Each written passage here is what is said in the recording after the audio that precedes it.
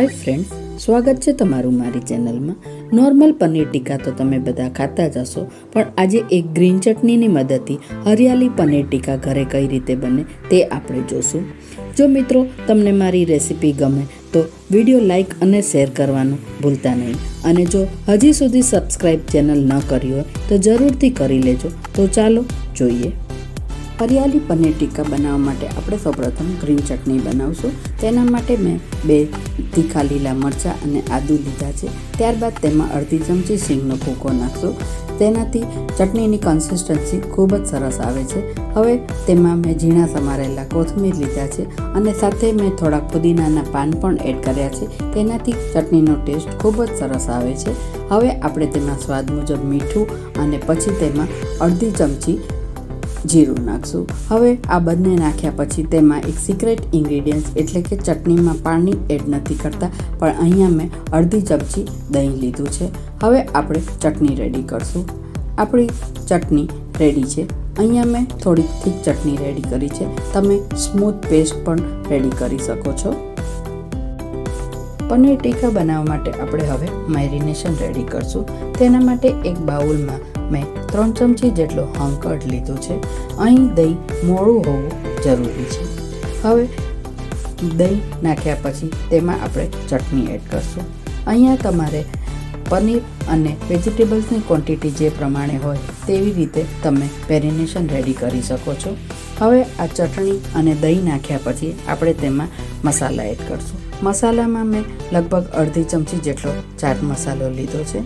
चाट मसालो नाख्या पछी हवे तेमां आपणे जीरु पाउडर नाखवानुं छे अने जीरु पाउडर नाख्या पछी तेमां थोड़ुंक ज मीठुं एटले के आगळ आपणे चाट मसालो एड कर्यो छे ते ध्यानमां राखीने ज मीठुं नाखवानुं छे। हवे आ बधुं नाख्या पछी एकवार तेने दही अने चटनी बराबर मिक्स थई जाय तेवी रीते मिक्स करी लेवानुं छे। आ दही अने चटनी बराबर मिक्स थई जाय त्यारबाद आपणे हवे तेमां શેકેલો चणानो लोट लेवानो छे। आ चणानो लोट पनीर अने वेजिटेबल्स ने बाइंडिंग आपे एना माटे ज आपणे लीधो छे। अहींया मैं नानी 2 चमची जेटलो चणानो लोट लीधो छे। चणाना लोटने हवे आपणे बराबर मिक्स करशुं। तेमां जे कोई गांठा होय ते रही न जाय ते ध्यान राखવું। तमे आ रीतनी कन्सिस्टन्सी मेरिनेशन माटे रेडी करी शको छो। हवे आपणे तेमां वाराफरती बधा वेजिटेबल्स एड करशुं। अहींया मैं डુંગળી, ग्रीन केप्सिकम अने पनीर लीधा छे। मैं आवी रीते कट करी अने रेडी राख्या छे। तमे बीजा कलरना पण केप्सिकम लई शको छो। हवे आपणे तेमां डુંગળી, केप्सिकम अने पनीर एड करी दईशुं। हवे आ बधुं एड कर्या पछी हलके हाथे तेने हलावी अने थोड़ीक वार रहेवा देवुं, एटले के 10 થી 15 मिनिट माटे मेरिनेशन रहेवा देशो तो तेनो टेस्ट खूब ज सरस आवी जाय छे। आ हलावता वखते थोड़ुंक ध्यान राखવું કે પનીર ભાંગી ન જાય અને આપણે યાદ રાખવું કે મલાઈ પનીર ન લેવું। હવે આ કર્યા પછી આપણે તેમાં થોડુંક તેલ નાખશું, એટલે કે ફક્ત 1 જ ચમચી તેલ નાખવું। 15 થી 20 મિનિટ પછી આપણા પનીર અને વેજીટેબલ્સ બધા મેરિનેશન થઈને રેડી થઈ ગયા છે। હવે આપણે તેને રોસ્ટ કરશું। રોસ્ટ કરવા માટે હું તમને અહીંયા 2 રીત બતાવું છું।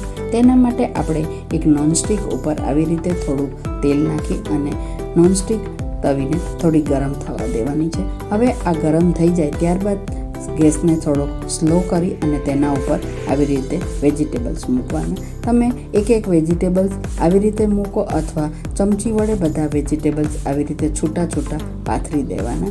હવે આ બધા વેજીટેબલ્સ આવી રીતે પાથરી દઈ અને પછી જે મિક્સ થઈ ગયા હોય વેજીટેબલ્સ તેને થોડા થોડા છૂટા કરી દેવા। વેજીટેબલ્સ આવી રીતે છૂટા કરી દેવા ખૂબ જ જરૂરી છે। હવે તેને આપણે સ્લો ફ્લેમ ઉપર થોડીક વાર થવા દેવાના છે।